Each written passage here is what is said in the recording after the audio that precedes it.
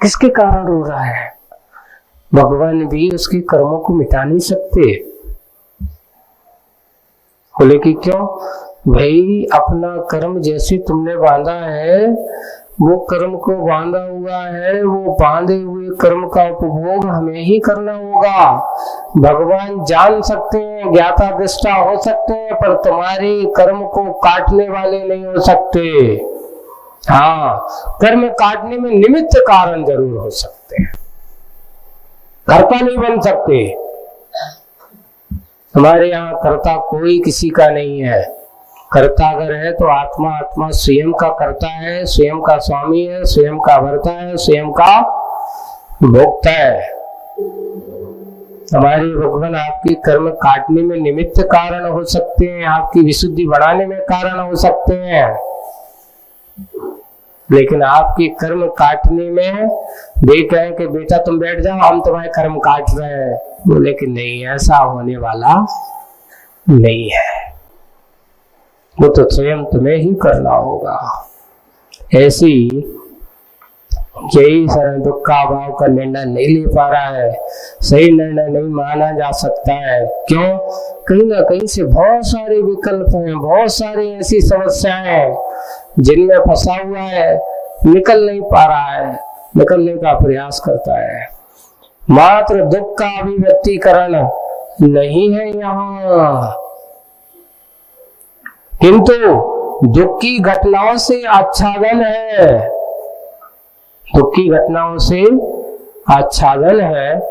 अंदर का आकाश, इसका दर्शन यदि अंतर्यामी को भी नहीं होगा तो,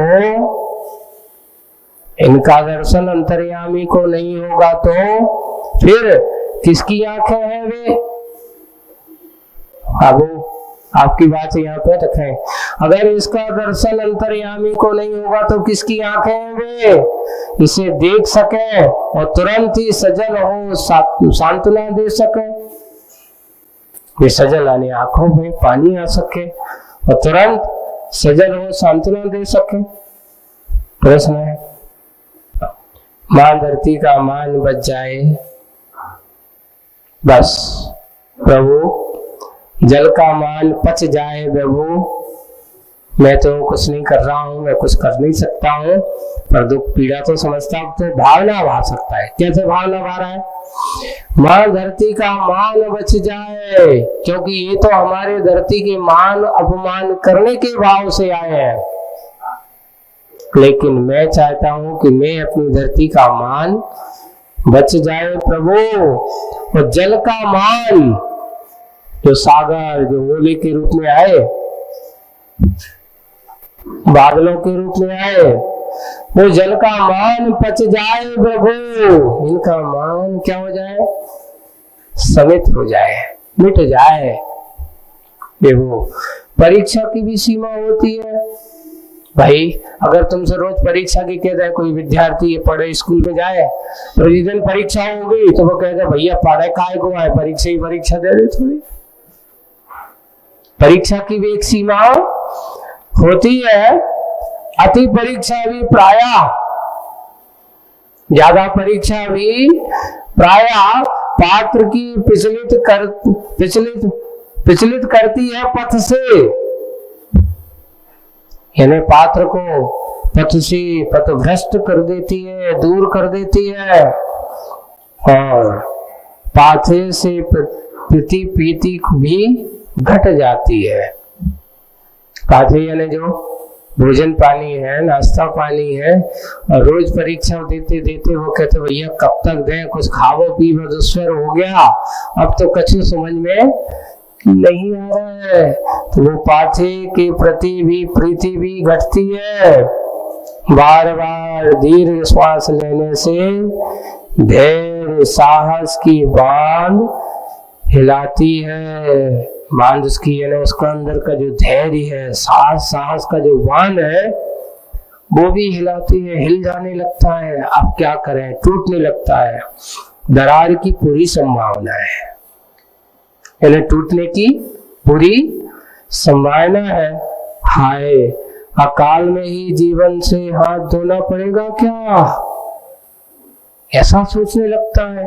जब धैर्य टूटने लगता है, अब क्या होगा, वैसा कैसे होगा, अब तो मुझे लगता है ये काम पूरा होने वाला नहीं है। कोई भी ऐसे अकाल में ही जीवन से हाथ धोना पड़ेगा क्या? कहेंगे दिन पर दिन कटते गए, कई दिन, एक दिन नहीं, ऐसे कई दिन। जब कारण ज्ञात हुआ शिल्पी के आदर्शन का, है ना, उसके आदर्शन का, यानी ये सब तक क्यों नहीं हुआ? कारण ज्ञात हुआ शिल्पी के आदर्शन का, प्रेम भरी मंद मुस्कान, लाड़ प्यार की बात, गात पर हाथ सहलाता। गात पर यानी शरीर पर, गात का अर्थ क्या है? शरीर पर हाथ सहलाता, कोमल कर पल्लवों का वह सहलाओ संगीत के साथ आत्मसात कराता। अपने अच्छे जैसे बच्चे है तो ना, कोई बच्चा है और उसको क्या करते हैं, छोटा बच्चा सोता नहीं है तो एक माँ क्या करती है, उसको लेकर के अपने सीने से चिपकाते, उसको कुछ अच्छी पंक्ति लोरी सुनाती है।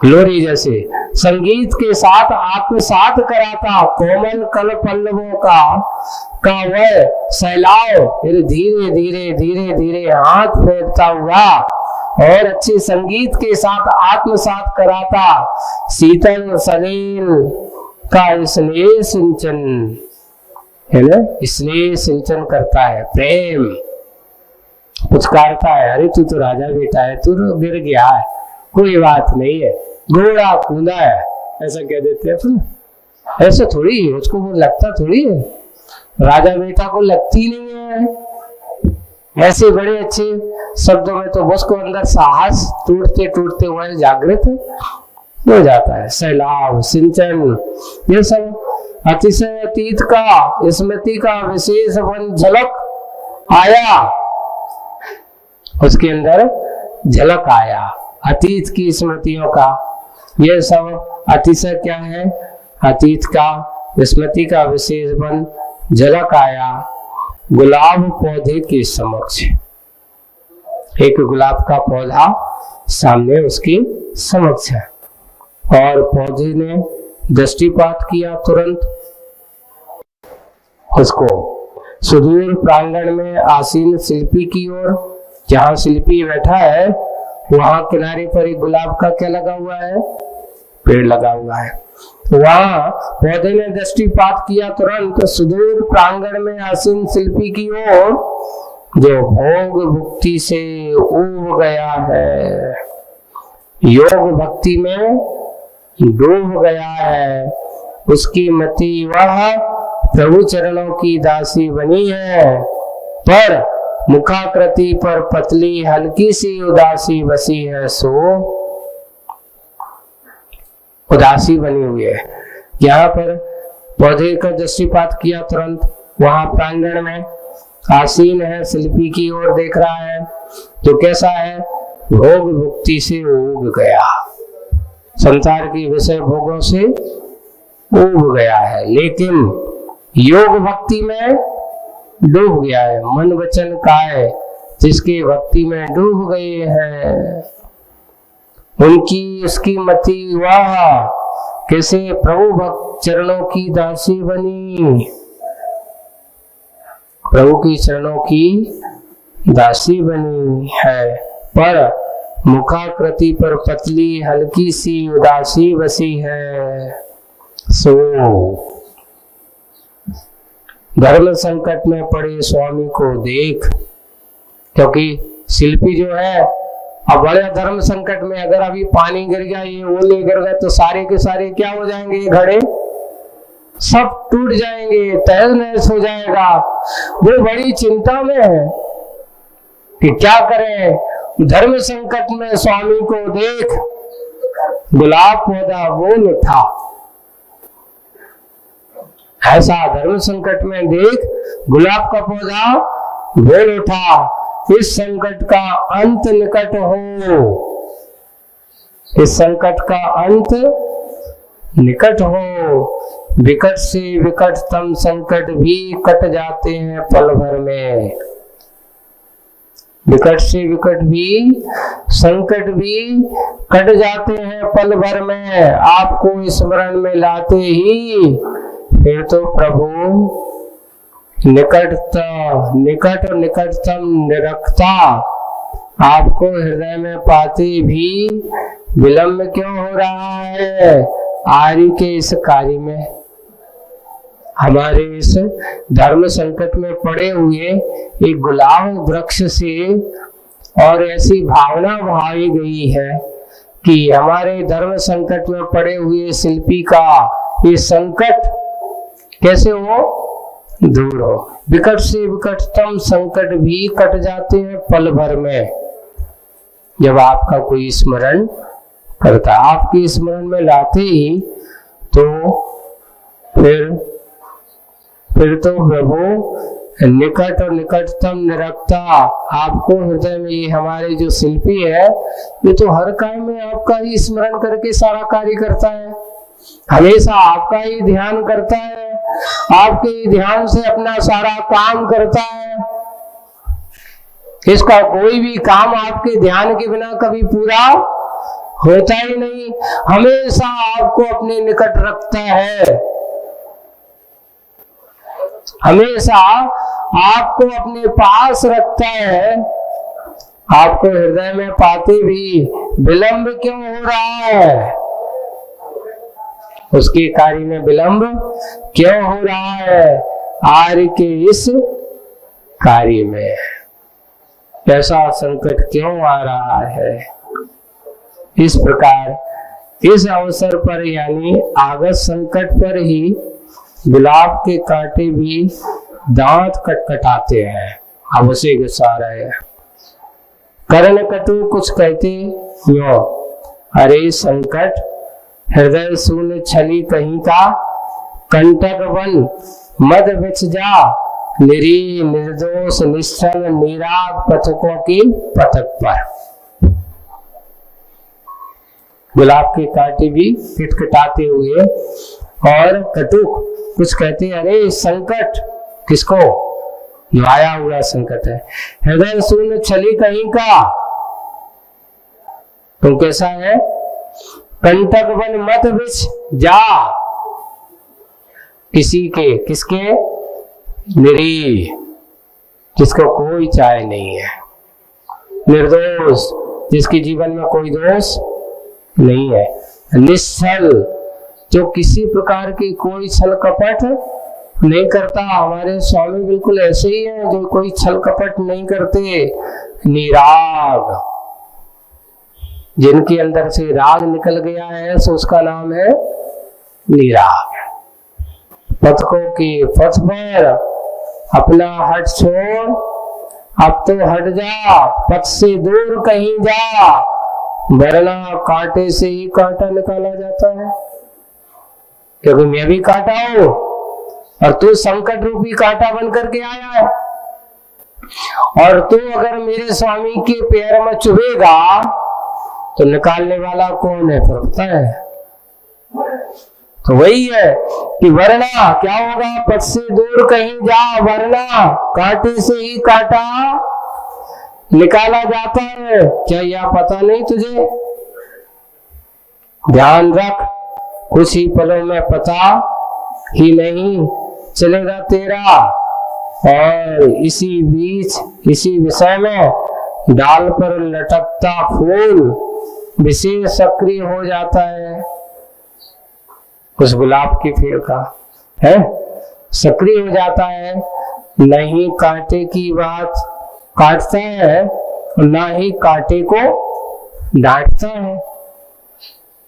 अब उसने जो कांटे ने संकट से जो कहा कि तुम ऐसा कर रहे हो, तो इसने ऐसा नहीं, उसने कांटे की बात को काटा नहीं और कांटे को डांटा नहीं, ना ही कांटे को डांटा, परंतु समयोचित बात करता है कांटे के उद्वेग ऊष्मा के उस समन हेतु। उस समय वो समझाता है कि आप ऐसा नहीं, थोड़ा सा समयोचित बात करता है उस माहौल के अनुसार उस समय की ऐसी बात करता हुआ और कांटे को उद्वेग ऊष्मा के उपशमन हेतु उसकी जो गुस्सा भरी ऊष्मा यानी गर्मी आई, उसको उपशमन हेतु उसको क्या करता है? उपशमन हेतु करता है। जब सुई से काम नहीं चल सकता है, जब सुई से काम चल सकता है तब तलवार का प्रयोग क्यों करें? है ना? जब सुई से काम हो सकता है तो तलवार का प्रहार क्यों करें?